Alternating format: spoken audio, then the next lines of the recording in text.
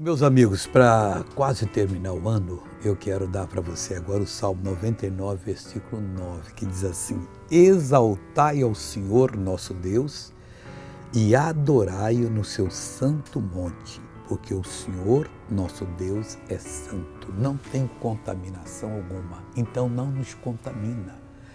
Quando Deus vem ao nosso coração, nós somos 100% purificados, 100% resolvidos os nossos problemas. E Deus quer vir ao seu coração hoje, agora, neste momento.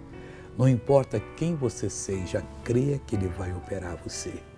Exalte ao Senhor, seu Deus, e adore no seu santo monte, porque o Senhor, seu Deus, é santo. E é isso tudo que você precisa, que eu preciso.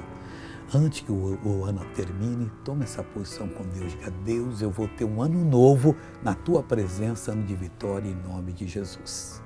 Vamos ver uma pessoa que recebeu uma bênção contar, já volto. Eu tenho uma contratura muscular atrás, eu tinha uma bola aqui há 5 anos. E semana passada eu caí, bati esse joelho e fiquei com uma bola aqui, até pedi para o obreiro.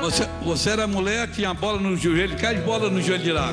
É. Hoje você chutou a bola embora. Glória a Deus. Como é que você andava antes? Eu estava andando, mas estava andando ruim sim. Não... Imita como é que era. Andava normal assim, andava, mas não conseguia mexer assim. E agora? Glória a Deus. Agora eu voltei e oro por você dizendo: Deus, eu quero que aconteça, Deus, agora no coração dessa pessoa, essa exaltação a Ti, essa adoração no seu santo monte, porque o Senhor é o nosso Deus, o Senhor é santo, é poderoso, o Senhor é operação milagrosa em nós.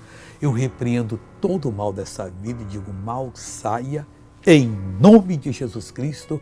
E você diz: obrigado, Senhor, e eu recebo.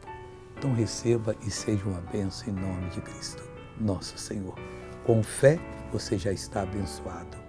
Se você gostou dessa mensagem, compartilhe, fala para os seus amigos também, bater o sininho aí para receber sempre em nome de Jesus. Que Deus seja com você.